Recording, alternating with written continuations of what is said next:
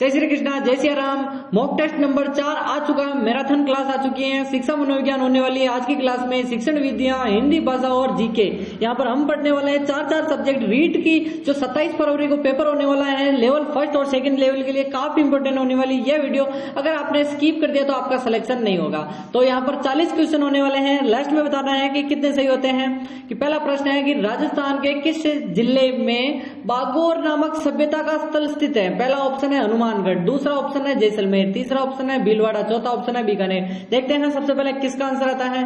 Answer करते रहिए और सभी ने कमेंट में कर दिया है सी आंसर, एकदम राइट है। भीलवाड़ा में बागोर सभ्यता है जो कि पशुपालन के प्रथम साक्ष्य और सबसे पुराने माने जाते हैं। और यहाँ पर नेक्स्ट क्वेश्चन की बात करें। नेक्स्ट क्वेश्चन है कि केवलादेव राष्ट्रीय उद्यान राजस्थान के किस जिले में स्थित है? धीरे धीरे क्वेश्चनों का लेवल बढ़ेगा। क्या भरतपुर में है, अजमेर में है, जयपुर में या कोटा में? देखते हैं सबसे पहले किसका आंसर आता है। और आपको पता है पॉलिटी की पूरी क्लासें मैंने चैनल पर दे दी है, जाकर देख सकते हो। भरतपुर जिसने बताया ए ऑप्शन सभी का राइट है, 100% उन्हीं का सिलेक्शन होगा इस क्लास को देखने के बाद। और नेक्स्ट की बात करें, यहाँ पर नेक्स्ट है कि राजस्थान के किस शहर को सूर्य नगरी के नाम से जाना जाता है? जयपुर, जोधपुर, उदयपुर, बीकानेर। देखते हैं सबसे पहले किसका आंसर आता है। जल्दी से आंसर करते रहिए। सूर्य नगरी जोधपुर, बी ऑप्शन जिसने बताया 100% उन्हीं का राइट आंसर है। और जोधपुर आपको पता ही है क्योंकि थार का जो प्रवेश द्वार है वो जोधपुर है, जिसे हम ब्लू सिटी कहते हैं। कल यहाँ पर जो काफी लोगों ने कमेंट किया कि सर क्लास में आपने गलत बढ़ा दिया, लेकिन आपको मैंने क्या बताया था? ब्लू सिटी, ठीक है, blue city Jodhpur. Pink city आपको मैंने जयपुर बताया था। क्लास जाकर देख सकते हो, जयपुर पिंक सिटी को कहा था और ब्लू सिटी जोधपुर को, ठीक है। नेक्स्ट क्वेश्चन की बात करें अगर हम, नेक्स्ट क्वेश्चन आ चुका है आपकी स्क्रीन के सामने। बड़ा क्वेश्चन है कि जयसमंद झील को दुनिया की दूसरी सबसे बड़ी और एशिया की पहली बड़ी यानी कि पहली कृत्रिम झील माना गया है। यह राजस्थान के किस जिले में? बेसिकली बात यह है कि राजसमंद जो जयसमंद झील है किस जिले में स्थित है? जयपुर में है, उदयपुर में है, राजसमंद या फिर अजमेर? देखो पुराने प्रश्न ही आएंगे, नया जो अपडेट 41 जिलों के अनुसार नहीं आएंगे क्वेश्चन। अभी रीट में सिर्फ वही क्वेश्चन आएंगे। और आपको बता देता हूं जयसमंद झील जो कि उदयपुर में है। और अभी की पूछ ले तो कहां पर है? सलूम्बर में, ठीक है, सलूम्बर में है, याद रखना। उदयपुर आंसर राइट होगा, जिसने भी बताया है एकदम राइट है। नेक्स्ट क्वेश्चन की बात करें। नेक्स्ट क्वेश्चन है आपका कि राजस्थान की किस नदी को वन की आशा या जंगल की आशा के नाम से जाना जाता है? वन की आस या फिर ए ऑप्शन है बनास, बी लूनी, चंबल, माही। देखते हैं सबसे पहले किसका आंसर आता है। देखते ही पता चल रहा है, जल्दी से बता दीजिए, आंसर कमेंट में कीजिए। और नीचे एक सब्सक्राइब बटन है, क्या है? सब्सक्राइब है, जल्दी से दबा दीजिए, सब्सक्राइब बटन दबा दीजिए, फिर आगे बढ़ेंगे। नीचे रेड वाला बटन है, हॉरिजॉन्टल मोड खड़े मोड में करिए, ऊर्ध्वाधर में। और यहाँ पर आपको नीचे सब्सक्राइब बटन होगा और वीडियो को लाइक करके फिर सब्सक्राइब कर दो, ठीक है। वन की आस बनास नदी को कहते हैं। बनास नदी कहाँ से निकलती है? सभी को पता होना चाहिए, राजसमंद की खमनोर की पहाड़ियों से। नेक्स्ट क्वेश्चन की बात करें अगर हम, नेक्स्ट क्वेश्चन आ चुका है कि राजस्थान के किस जिले को द गोल्डन सिटी के उपनाम से दिया गया है? जैसलमेर को कहते हैं, जयपुर, बीकानेर या फिर उदयपुर? देखते हैं सबसे पहले किसका आंसर आता है। और काफी लोग हमसे जुड़ चुके हैं, हमारे 2.5K यानी कि 2.5K सब्सक्राइब कंप्लीट हो चुके हैं। जल्दी से 5K सब्सक्राइब करने के लिए नीचे सब्सक्राइब बटन दबा दीजिए। जैसलमेर को बोलते हैं द गोल्डन सिटी, ठीक है। नेक्स्ट क्वेश्चन की बात करें अगर हम, नेक्स्ट क्वेश्चन है आपका कि 84 खंभों की छतरी वाली यानी कि 84 खंभों वाली छतरी राजस्थान के किस जिले में है? बूंदी में है, अलवर में है, जैसलमेर में है या फिर जयपुर में है? काफी लोग यहाँ पर कंफ्यूज होते हैं, एक तो 80 में, एक यहाँ पर 84 खंभों की, दोनों में कंफ्यूज होते हैं कि सर कौन सी है। F और 80, F और अलवर, ठीक है। और 84 सभी को याद होना चाहिए, बूंदी, ठीक है, बची बूंदी है। और यहाँ पर F और 80, F और अलवर 84 में अलग आता है। तो यहाँ पर बूंदी एकदम राइट है, धाबाई देवा की छतरी है, धाबाई देवा की छतरी है। और अलवर में मूसी महारानी की छतरी है जो कि 80 खंभों की है, ठीक है। नेक्स्ट क्वेश्चन की बात करें। नेक्स्ट क्वेश्चन है आपका कि खेजड़ी को राजकीय वृक्ष कब घोषित किया गया था? 1999, 1983, 1982, 2005? देखते हैं सबसे पहले, काफी इंपॉर्टेंट प्रश्न है, पूछा जाने वाला प्रश्न है। जल्दी से आंसर करिए, जल्दी से आंसर करिए, जल्दी से आंसर करिए, जल्दी से आंसर करिए। एकदम राइट है 1983, जो भी बता रहा है एकदम राइट है, 31 अक्टूबर 1983, ठीक है, उसी समय राजकीय वृक्ष खेजड़ी को घोषित किया गया था। नेक्स्ट क्वेश्चन की बात करें, दूध उत्पादन में 2024-25 लिख रहा हूं, ठीक है, 2024-25 की बात कर रहा हूं कि दूध उत्पादन में राजस्थान भारत में कौन सा स्थान है? पहले पे था, अब कौन सा हो गया है बताना है, पहला, दूसरा, तीसरा, चौथा। अभी वर्तमान लेटेस्ट की बात कर रहा हूं, पहले हम पहले पे थे और अब हम दूसरे पर हो चुके हैं और यहाँ पर पहला नंबर किसका आ चुका है? यूपी, उत्तर प्रदेश का आंसर पहले और सेकंड पे हम आ चुके हैं। नेक्स्ट क्वेश्चन की बात करें, नेक्स्ट क्वेश्चन है आपका कि राजस्थान का काले हिरणों के लिए प्रसिद्ध अभ्यारण्य कौन सा है? ताल छापर है, रणथंभौर है, कुंभलगढ़, राष्ट्रीय मरु उद्यान। देखते हैं सबसे पहले किसका आंसर आता है, जल्दी से आंसर करिए, जल्दी से आंसर करिए। एकदम राइट आंसर आ चुका है, ए ऑप्शन जिसका भी है कि ताल छापर चूरू में है। काले हिरण को हम और क्या बोल सकते हैं, जल्दी से बताओ, काले हिरण को हम क्या और बोल सकते हैं? आंसर कमेंट में करो। तब तक हम नेक्स्ट क्वेश्चन की ओर चलते हैं। यहाँ पर आपका नेक्स्ट क्वेश्चन, शिक्षण जो विधियां हैं उनका प्रश्न यहाँ पर स्टार्ट हो चुके हैं। 10 शिक्षण हम विधियों के प्रश्न करेंगे कि शिक्षण विधियों का मुख्य उद्देश्य क्या है? क्या केवल पाठ्यक्रम पूरा करना होता है, छात्रों को रटने के लिए प्रेरित करना, प्रभावी और रोचक ढंग से शिक्षण करवाना, या केवल परीक्षा पास करवाने पर ध्यान देना? देखते हैं सबसे पहले किसका आंसर आता है और आंसर आ चुका है सी ऑप्शन जिसने बताया 100%, क्योंकि प्रभावी और रोचक ढंग से शिक्षण करवाना ही मुख्य उद्देश्य है शिक्षण विधि का। नेक्स्ट क्वेश्चन आ चुका है कि अनुकरण विधि का मुख्य उद्देश्य क्या है? अनुकरण यानी कि जल्दी से बताओ, छात्रों को स्वतंत्र रूप से सोचने के लिए प्रेरित करना, शिक्षक के लिए कार्यों की नकल करवाना, केवल पाठ्यक्रम यानी जो पाठ्य पुस्तक है उसको तक सीमित रखना, या फिर परीक्षा में अच्छे अंक दिलाना। देखते हैं सबसे पहले किसका आंसर आता है, जल्दी से आंसर करिए, आंसर करिए। अनुकरण क्या होता है कि जो शिक्षक है जो करता है उसी के कार्यों को नकल करवाना, ठीक है, ना कि स्वतंत्र सोच नहीं। अनुकरण यानी पीछे पीछे बोलना होता है, ठीक है, उनकी नकल करना। सर के जो जैसे अनुकरण वाचन करते हैं वैसे ही विद्यार्थी को करना होता है, ठीक है। नेक्स्ट क्वेश्चन है जॉन डीवी या ड्यूई। जो जॉन डीवी है उसके द्वारा प्रस्तावित शिक्षण विधि कौन सी है? पहले भी मैंने प्रश्न पूछा इसीलिए वापस डाला कि कितने लोगों को याद रहा है कि परियोजना विधि, अन्वेषण विधि, व्याख्यान विधि या फिर संवादात्मक विधि। देखते हैं सबसे पहले किसका आंसर आता है। जॉन डीवी ने यहाँ पर कौन सी विधि का किया था आविष्कार? जल्दी से बताओ, जल्दी से बताओ। परियोजना विधि, परियोजना विधि जॉन डीवी। परियोजना विधि पहले मैंने आपको बताया था कि याद रखना है और काफी लोगों ने याद भी रखा है। आंसर आ चुका है कि बालक को उसकी स्वयं की खोज के आधार पर ज्ञान प्राप्त करने देना किस विधि का मूल सिद्धांत है? अन्वेषण विधि, संवादात्मक, गणितीय, अनुकरण। देखते हैं सबसे पहले किसका आंसर आता है। देखो स्वयं की खोज, ठीक है, स्वयं की खोज पूछ रहा है यानी खुद के द्वारा अन्वेषण करना, ठीक है, अन्वेषण करके खुद की खोज करेगा और खुद अपने आप को जानेगा।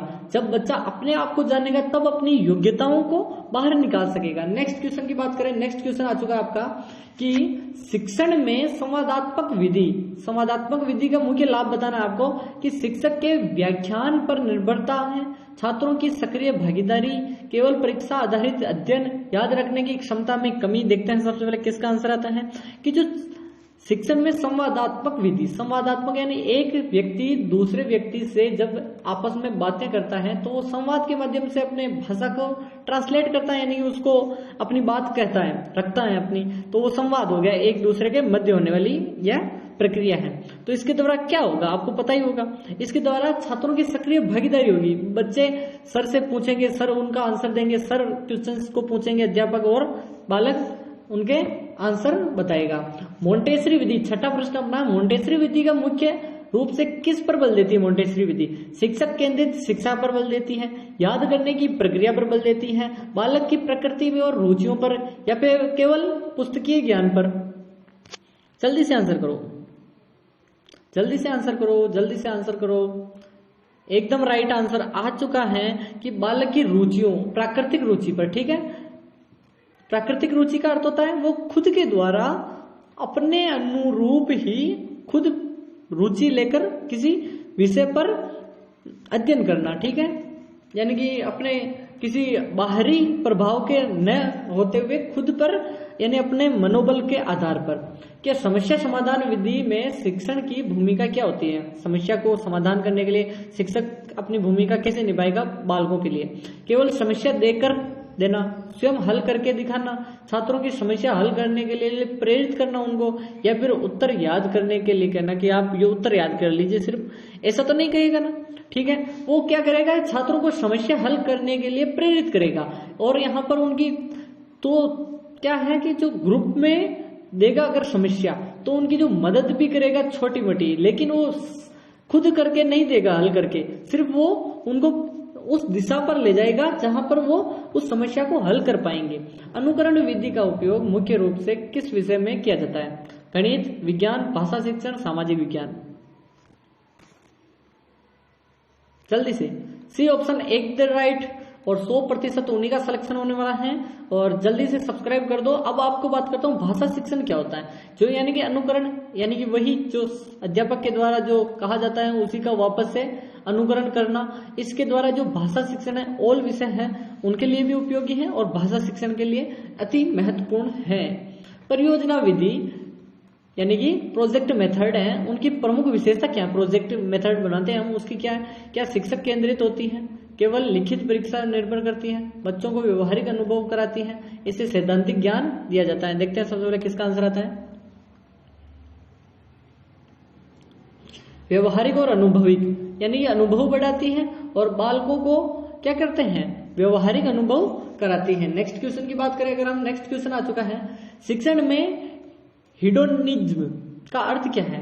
अनुशासन पर बल देना, शिक्षा को आनंददायक बनाना, शिक्षा को कठिन बनाना, केवल परीक्षा में सफलता प्राप्त कराना। देखते हैं सबसे पहले किसका आंसर आता है। हिडोनिज्म, हिडोनिज्म यानी शिक्षा में आनंददायक बनाना, यानी शिक्षा को आनंदित करके फिर उनको अध्ययन करवाना, यह इसका मूल उद्देश्य होता है। नेक्स्ट क्वेश्चन, अब हिंदी की क्लास चल चुकी है, हिंदी यहां से स्टार्ट है, 10 क्वेश्चन हिंदी के होने वाले। ऐसे आपके मॉक टेस्ट नंबर 4 है। अगर मॉक टेस्ट 1, 2 और 3 तीनों नहीं देखे आपने तो जाकर चैनल को सब्सक्राइब करके देख लो। और तीनों में 40-40, यानी कि आपकी जो मेन जो पेपर है यही बन रहा है, ठीक है। निम्नलिखित में से भाववाचक संख्या किसमें है? अपना, दूरी, मीठा, बूढ़ा। देखते हैं, देखो भाववाचक, जातिवाचक किसे कहते हैं? यानी कि एक से अधिक का बोध होता है तो वो होती है जातिवाचक। और जिसमें यहाँ पर व्यक्तिवाचक, यानी कि जिसमें एक व्यक्ति का बोध होता है, यानी एक वस्तु का, एक किसी भी चीज का बोध होता है तो वो व्यक्तिवाचक है। भाववाचक जिससे कि किसी भाव का, यानी दोनों में शामिल नहीं होती है। दूरी इन दोनों में शामिल नहीं है, ना तो इससे एक व्यक्ति का पता चल रहा है ना इसका अधिक व्यक्तियों का पता चल रहा है। अपना यानी खुद का, मीठा यानी कि सबका पता चल रहा है इसमें, लेकिन दूरी में भाववाचक है। नेक्स्ट क्वेश्चन की बात करें अगर, नेक्स्ट क्वेश्चन है, निम्नलिखित में से जातिवाचक संख्या का उदाहरण कौन सा है? दौड़ना, सभा, मित्रता, तूफान। देखते हैं सबसे पहले किसका आंसर आता है। जातिवाचक, अभी आपको बताया मैंने कि जातिवाचक क्या है, फिर हम सर्वनाम पढ़ेंगे। जातिवाचक जो संज्ञा की बात करें तो जातिवाचक में अभी आपको बताया कि एक से अधिक का बोध होता है, यानी कि तूफान। तूफान में क्या होता है कि अधिक का बोध हो रहा है, सिर्फ एक तूफान, हमने नाम नहीं लिया उसका, एक किसी पर्टिकुलर नाम नहीं लिया, हमने एक पूरी की पूरी नाम ले लिया कि तूफान, यानी कोई सा भी हो सकता है, ठीक है। नेक्स्ट क्वेश्चन की बात करें, नेक्स्ट क्वेश्चन है आपका कि भाववाचक संख्या का उदाहरण बताना है आपको। मीठा, नीच, गर्मी, मित्र। जल्दी से बताओ। अभी आपने जो स्टार्टिंग में अगर पढ़ा होगा ना तो उसने बता दिया होगा, मतलब कि मीठा ऊपर आया था और एकदम राइट है, या फिर कौन सा है? जल्दी बताओ, जल्दी से बताओ। मीठा, नीच, गर्मी और मित्र। गर्मी इज द राइट आंसर। देखो काफी लोगों ने ए ऑप्शन किया था, लेकिन आपको बता दूं कि जो गर्मी है वो इसका राइट आंसर होगा, ठीक है। नेक्स्ट क्वेश्चन है आपका, नेक्स्ट क्वेश्चन आ चुका है कि निम्नलिखित में से जातिवाचक संज्ञा नहीं है। विद्वान, गांव, सती और ठगी। जातिवाचक संज्ञा नहीं है, ठीक है, नहीं है। गांव तो है, ठीक है, बाकी आपको देखना है। सती यानी बहुत से होता है, विद्वान बहुत से विद्वान हो सकते हैं, ठगी नहीं हो सकता, ठीक है। ठगी जातिवाचक पर्टिकुलर नहीं है, ठीक है। नेक्स्ट क्वेश्चन की बात करें, चाल शब्द में किस संज्ञा का उदाहरण है? भाववाचक है, समूहवाचक है, व्यक्तिवाचक है, जातिवाचक है। चाल, चाल है भाववाचक। इसमें क्या हो रहा है? कि भाववाचक संज्ञा प्रकट कर रहा है ये। नेक्स्ट क्वेश्चन की बात करें कि सर्वनाम आ चुका है कि जो निश्चयवाचक सर्वनाम का उदाहरण है, जो यह, कौन, कुछ, निश्चयवाचक सर्वनाम जिससे कि निश्चय हो रहा है कि उसी के बारे में कह रहा है, तो यह जो वर्ड है यह निश्चयवाचक सर्वनाम दर्शाता है। नेक्स्ट क्वेश्चन आपका है कि सर्वनाम के कितने मुख्य भेद होते हैं? 6 होते हैं, 8 होते हैं, 2 या फिर 3? देखो सभी को पता है जो संज्ञा है 3 प्रकार की हो गई, जातिवाचक संज्ञा, भाववाचक संज्ञा, व्यक्तिवाचक संज्ञा। लेकिन जो सर्वनाम है 6 प्रकार के हैं, वो आपको नाम में अगली क्लास में दूंगा, क्योंकि अभी हमारे जो मैराथन क्लास में हम सिर्फ एमसीक्यूज करते हैं। जो हमारी पर्टिकुलर क्लास आती है, जैसे कि मैंने पॉलिटी की पूरी क्लासें करवा दी हैं एमसीक्यू के माध्यम से, उसकी जो प्लेलिस्ट बनी हुई है, प्लेलिस्ट आप चैनल पर जाकर देख सकते हो और सब्सक्राइब करके जल्दी से प्लेलिस्ट जाकर देखो। आर्ट एंड कल्चर की क्लासें भी मैंने कर चुकी हूँ, ठीक है। उसने कुछ नहीं खाया, इसमें कुछ कौन सा सर्वनाम है? निश्चयवाचक है, अनिश्चयवाचक है, प्रश्नवाचक है, संबंधवाचक है? देखो सभी को पता होना चाहिए बेसिकली कि उसने कुछ खाया, यानी कि इसमें अब क्या खाया हमें निश्चय नहीं है, यानी कि अनिश्चयवाचक सर्वनाम।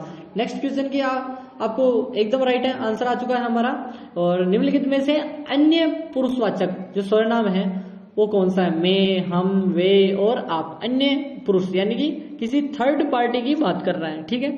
थर्ड पार्टी यानी कि थर्ड व्यक्ति के बारे में, और वे हम थर्ड के लिए यूज करते हैं, जिसका भी ये आंसर है एकदम राइट आंसर है, आपने सही आंसर दिया है। निम्नलिखित में से अन्य पुरुषवाचक सर्वनाम यानी अन्य के लिए वापस बताना, मैं, वे, आप, हम। देखो वही है, अन्य अलग कर दिया, पुरुषवाचक कर दिया, तो वही आंसर बदलेगा थोड़ी है। नेक्स्ट क्वेश्चन की बात करें अगर हम, नेक्स्ट क्वेश्चन आ चुके हैं। अब हम शिक्षा मनोविज्ञान के प्रश्न बात कर रहे हैं, 10 टॉप 10, अब 30 हो चुके हैं। लास्ट में बताना है 40 में से कितने सही होते हैं, ठीक है। अधिगमकर्ता शिक्षण प्रक्रिया, टीचिंग जो प्रोसेस है उसको कौन सा चर है? स्वतंत्र चर है, आश्रित चर है, मध्यस्थ चर है, उपयुक्त सभी चर है? जल्दी से आंसर करो, जल्दी से आंसर करो। आश्रित चर, एकदम राइट आंसर, ठीक है। नेक्स्ट क्वेश्चन की बात करें अगर हम, निम्नलिखित में से बालक की कौन सी प्रक्रिया मनोगत्यात्मक यानी कि नहीं है, मनोगत्यात्मक नहीं है? सोचना, लिखना, गेंद फेंकना, खेलना। देखते हैं सबसे पहले कौन आंसर करता है। मनो जो गत्यात्मक है वह कौन सी नहीं है? सोचना। सोचना मनोगत्यात्मक नहीं आती है, ठीक है, याद रखना। थोड़ा छोटा प्रश्न है कि तुम मेरी पीठ खुजा लो, ठीक है, मैं तुम्हारी खुजाऊंगा। निम्नलिखित में से किस प्रकार की नैतिकता की ओर इंगित करता है? जैसा कि पियाजे ने बताया, पियाजे का ये नियम है बेसिकली, सहयोग की नैतिकता का आरंभ है, पूर्व रूढ़िवादी नैतिकता है, वास्तववाद है, या फिर नैतिकता से कोई संबंध ही नहीं है? जल्दी से बताओ। और इसमें क्या हो रहा है कि सहयोग कर रहा है, तुम मेरी मैं तेरी, ठीक है, तो इसी कारण सहयोग की नैतिकता है, उसी का आरंभ हो रहा है कि मैं तुम्हारी पीठ खुजाऊंगा तुम मेरी, ठीक है। और इसी बात पर कर दो सब्सक्राइब। नेक्स्ट क्वेश्चन है कि जीन पियाजे के अनुसार किस अवस्था में भाषा योग्यता एवं संप्रेषणशीलता अधिक विकास होता है? इंद्रिय जनिक कामक अवस्था है, पूर्व संक्रियात्मक अवस्था है, मूर्त संक्रियात्मक अवस्था है, अमूर्त संक्रियात्मक अवस्था। देखते हैं सबसे पहले किसका आंसर आता है।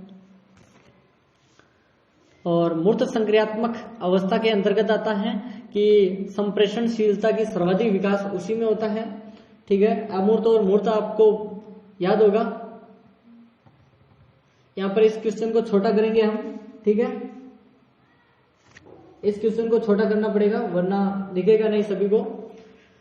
हमारा क्वेश्चन है कि मानव विकास आजीवन चलता रहता है, यद्यपि 2 व्यक्ति बराबर नहीं होते, किंतु सभी सामान्य बालकों के विकास क्रम एक जैसा रहता है। यह कथन विकास के किस सिद्धांत की ओर बल देता है? सतत विकास का सिद्धांत है, परस्पर संबंध का सिद्धांत, समान प्रतिरूप सिद्धांत, सामान्य विशिष्ट अनुकरण सिद्धांत।